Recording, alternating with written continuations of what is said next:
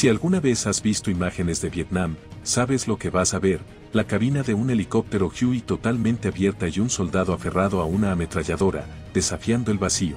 Parecen serenos, pero si te acercas, la mirada en sus ojos grita la historia de un horror que ha marcado sus almas para siempre. Estaban sentados en el asiento más peligroso de la guerra, un trabajo tan brutal y necesario que a menudo era una sentencia de muerte. Hoy, vamos a sumergirnos en la aterradora realidad de los artilleros de puerta, aquellos hombres cuya misión era abrirse paso a balazos en el infierno. El lento despegue de la guerra del helicóptero. Tal vez no lo sepas, pero el rotor de un helicóptero se asomó por primera vez al campo de batalla en la década de 1940, durante la Segunda Guerra Mundial, aunque solo en casos muy contados y aislados. Para el final de la guerra, algunos modelos Sikorsky R-4 fueron usados en misiones de rescate, pero eran máquinas frágiles, de 1 o 2 asientos, casi experimentales. Aún así, demostraron un potencial que los aviones de ala fija simplemente no podían igualar: la capacidad de aterrizar en terrenos inaccesibles, como la densa y complicada selva de Vietnam.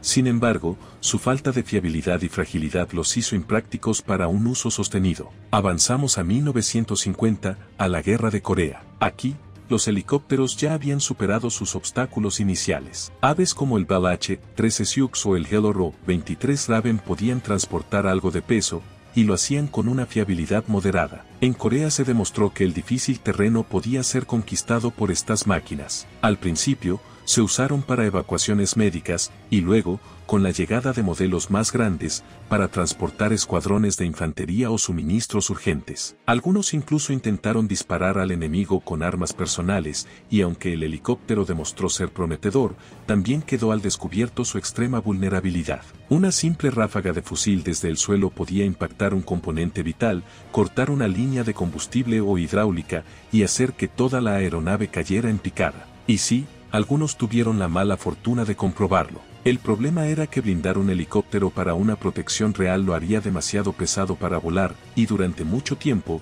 los estadounidenses no pudieron resolver este dilema. Pero la solución no vendría de un laboratorio, sino de una improvisación audaz en el campo de batalla, una chispa que encendería un desarrollo que culminaría en un concepto de helicóptero completamente nuevo, diseñado exclusivamente para el combate. Mientras los americanos asimilaban estas duras lecciones, aún no podían imaginar el alcance total del helicóptero en el conflicto que venía, una guerra que por muy buenas razones sería conocida como la Guerra del Helicóptero, la Guerra de Vietnam, el bautismo de fuego del Huey. Estados Unidos esperaba un campo de batalla similar al de Corea, pero Vietnam era un infierno distinto. No había líneas de frente claras, ni batallas abiertas. No se parecía en nada a la guerra convencional a la que América estaba acostumbrada. A esto se sumaba un enemigo que se negaba a seguir las reglas. El terreno selvático por sí mismo anulaba las tácticas tradicionales. Tanques, vehículos, maniobras de infantería a gran escala, bombarderos pesados, aunque se usaron, simplemente no eran la solución para ese tipo de combate. Debido a esto, la guerra exigió el helicóptero en una escala nunca antes vista. De los cerca de 12.000 helicópteros que se desplegarían, el burro de carga, como seguramente sabes, sería el legendario UH-1 Huey. Pero el Huey que terminó la guerra no era el mismo que la empezó. Hubo que pagar un alto precio en lecciones dolorosas, ya que la mitad de todos los helicópteros en Vietnam terminarían estrellados. El Huey comenzó siendo un camión volador, conocido en la jerga militar como slicks, lisos. Eran máquinas de transporte sin armas que movían tropas y suministros dentro y fuera del combate. Esta revolucionaria idea de la movilidad aérea se consideró la mejor manera de dejar soldados frescos y equipados directamente en el campo de batalla, sin marchas agotadoras ni saltos en paracaídas con equipo limitado. Y de la misma forma, podían sacarlos rápidamente una vez terminada su tarea. Simplemente, no había otra cosa capaz de hacerlo. Los Huey carecían de un blindaje importante, a excepción de algunas placas que protegían a los pilotos y las partes vitales. Se pensó que su maniobrabilidad y velocidad serían suficiente defensa. Estaban muy equivocados. El nacimiento del artillero de puerta. El error se hizo evidente tan pronto como la guerra se intensificó y el Vietcong y el ejército norvietnamita descifraron las tácticas americanas. Rápidamente aprendieron a predecir rutas de vuelo y zonas de aterrizaje, y comenzaron comenzaron a tender emboscadas. Contaban con abundante armamento ligero antiaéreo suministrado por los soviéticos, como cañones automáticos de 23 milímetros y ametralladoras pesadas, perfectos para desgarrar la delgada piel de los helicópteros. Sin olvidar los RPG, francotiradores y fusiles acá esperando el momento en que el helicóptero tocara tierra para descargar tropas, quedando como un blanco quieto y perfecto. Los helicópteros se convirtieron en el cordón umbilical de las fuerzas estadounidenses y, lógicamente, se transformaron en blancos primarios. Estaban siendo derribados a un ritmo alarmante y algo tenía que hacerse rápido. La solución no vino del alto mando, sino que surgió de la inventiva de los propios soldados. Al principio, la tripulación del Huey constaba de un piloto, un copiloto y un jefe de tripulación en la parte trasera. Lo primero que probaron fue usar sus armas personales para disparar y suprimir al enemigo. Esto, lógicamente, llevó a la introducción de una ametralladora fija en el helicóptero. Los soldados quitaban las puertas del Huey, ya que no ofrecía ninguna ayuda, y ataban al jefe de tripulación, usualmente con una M60. Este disparaba desde su regazo durante las aproximaciones y despegues, devolviendo el fuego o barriendo las posiciones enemigas sospechosas. Esta solución probó ser prometedora de inmediato. Los jefes de tripulación comenzaron a montar las M60 en soportes improvisados o cuerdas elásticas para tener mejor estabilidad y un mayor arco de fuego. Se hizo popular entre las tripulaciones, pero persistía un problema. El jefe de tripulación solo podía cubrir un lado del helicóptero. Fue entonces cuando se agregó al cuarto miembro, el artillero de puerta dedicado, o shotgun runner. Él cubría el lado opuesto con una ametralladora adicional, dando a los Huey la protección activa que tanto necesitaban. Sin embargo, su trabajo se convertiría en uno de los más peligrosos de toda la guerra, superando incluso al de la infantería en el frente. Este concepto, iniciado por pura improvisación en el campo, fue rápidamente adoptado por el alto mando. El artillero de puerta se convirtió en un rol oficial, un miembro vital y entrenado de la tripulación. Su labor iba desde ayudar con el mantenimiento y guiar al piloto en zonas de aterrizaje difíciles, hasta cargar heridos y, por supuesto, lo más importante, escupir miles de balas contra el enemigo que intentaba derribarlos. Pero esto fue solo el principio. Esta pequeña improvisación se transformaría en una doctrina que culminaría con el primer helicóptero de ataque dedicado del mundo, de transporte a fortaleza voladora. Una vez que se introdujo el artillero de puerta, usualmente con una M60 adicional, las tripulaciones empezaron a preguntarse, ¿qué más podemos añadir? La M60 funcionaba bien. Su calibre de 7.62 milímetros NATO era lo suficientemente potente para penetrar la jungla y alcanzar los blancos de manera efectiva. Se usaron variaciones de la M60, a veces en configuraciones dobles con mayor cadencia de fuego, con empuñaduras de pala y bandejas de alimentación y soportes mejorados, todo improvisado. Los artilleros conectaban cintas de munición de hasta 2.000 o 3.000 balas en un solo cinturón largo que guardaban en una caja a sus pies, listos para ráfagas de fuego sostenidas. Luego vinieron otras armas, miniguns M134 de 6 cañones que disparaban hasta 6.000 balas por minuto, lanzagranadas e incluso ametralladoras calibre .50, aunque eran muy pesadas. Y no se detuvieron allí, se añadieron vainas de cohetes y ametralladoras de tiro frontal controladas por los pilotos. En muy poco tiempo,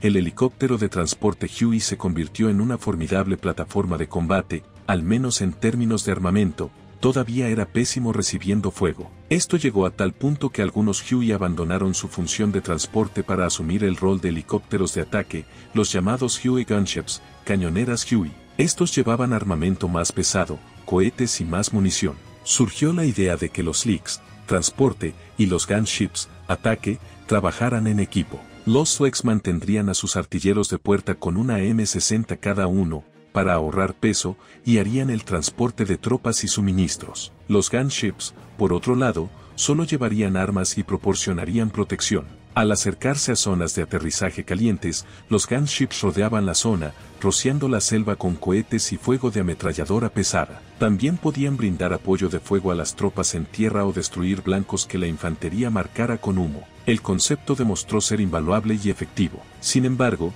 había un problema fundamental en los Huey Gunships que no se podía solucionar con más armas. El Huey no era la plataforma adecuada. Es como intentar convertir un camión de carga en un tanque, algo que, por cierto, también hicieron en Vietnam con los Gun Trucks, pero ese es otro tema. El Huey nunca fue diseñado para estar directamente en la refriega y recibir impactos. Además, el peso añadido del armamento lo hacía más lento y consumía más combustible, acortando su alcance. El costo de un asiento en la puerta. Pero antes de la solución final, debemos entender cuán infernal era el trabajo del artillero. No era la cabalgata emocionante y llena de gritos con música de fondo que vemos en las películas. Era aterrador y extremadamente peligroso.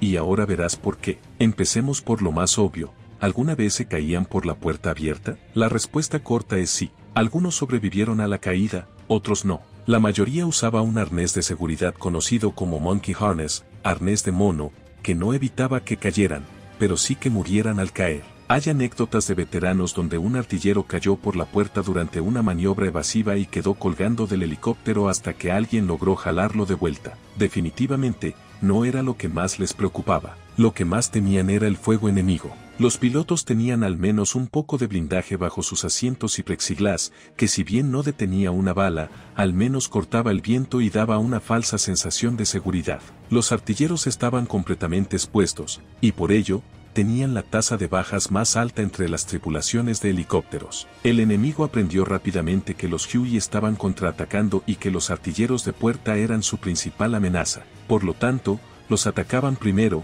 especialmente los francotiradores apostados cerca de las zonas de aterrizaje. Los artilleros usaban cascos y chalecos antibalas, los famosos chicken plates, placas de pollo, que eran pesados, voluminosos e inútiles para detener los impactos serios. Además, no había protección alguna contra un helicóptero que cae, que te eyecta o te aplasta en el impacto. Todo esto era una preocupación constante, y aún así, debían seguir cumpliendo con su deber. Imagina la aproximación a una zona de aterrizaje caliente, ya sea para insertar, extraer tropas o para una misión de evacuación médica. Un piloto de Huey describió cómo tenía que usar toda su fuerza para bajar el stick y hacer descender el helicóptero a una nube de balas trazadoras, volando directamente hacia el fuego pesado. Una zona caliente se abordaba rápido y a baja altura para reducir al mínimo el tiempo de vulnerabilidad. Si el terreno lo permitía, intentaban mantener el movimiento, tocando tierra, deslizando el helicóptero mientras la infantería saltaba y luego saliendo volando. Durante esta aproximación, los artilleros de puerta disparaban sin cesar a cualquier cosa que pudiera ser el enemigo. Muchos continuaron disparando incluso después de ser alcanzados varias veces, sabiendo que ellos eran la única protección real de su nave. Algunos morían literalmente mientras apretaban el gatillo de su ametralladora. Tomemos el ejemplo de Gary Watson. El 8 de enero de 1968, siendo artillero de puerta, su Huey fue impactado por un RPG enemigo. La explosión casi le arrancó la mano y lo hirió gravemente antes de que el helicóptero se estrellara. A pesar de sus heridas, Gary se arrastró hasta su ametralladora en el Huey derribado y abrió fuego contra el enemigo que se abalanzaba sobre ellos. Protegió a los hombres caídos hasta que perdió el conocimiento por la pérdida de sangre. Momentos después, despertó, arrastró a los sobrevivientes a la cobertura y se desmayó de nuevo. Perdió su brazo, pero sobrevivió y fue condecorado con la Medalla de Honor. Hay muchos otros premios ganados por artilleros de puerta por actos de valentía increíbles. En cuanto al acto de disparar, estaba lejos de ser tan fácil como parece en video, y venía con un aspecto oscuro de la guerra. Disparas desde una plataforma que se mueve rápido y vibra. Los artilleros debían compensar su puntería, disparando por detrás de sus objetivos porque el impulso de avance del helicóptero desviaría las balas del punto de mira. La única garantía para impactar algo era disparar grandes cantidades de munición y usar balas trazadoras para ver dónde caían. El problema de tener tan poco tiempo para detectar, identificar y disparar a un objetivo desde un helicóptero rápido trajo la controversia a los artilleros por disparar a todo lo que se movía, incluidos civiles. Un artillero solo tenía sus ojos, desde una aeronave en movimiento, para identificar en una fracción de segundos si un blanco era enemigo o un granjero local. Y no era raro que se equivocaran, especialmente porque el Viet Cong a menudo usaba ropa civil para mezclarse, aumentando la confusión. Pero ese es un dolor que acompaña a cada guerra, la gente sufriendo en todos los bandos. El precio antes del cobra. Como dijimos, era evidente que el Huey había sido forzado más allá de su diseño original. El ejército de Estados Unidos comenzó a buscar una forma de hacer que este prometedor concepto de cañonera funcionara de verdad. En resumen, esto condujo al primer helicóptero de ataque del mundo, el A-1 Cobra. Llegó a Vietnam a mediados de 1967 e inmediatamente demostró ser increíblemente efectivo.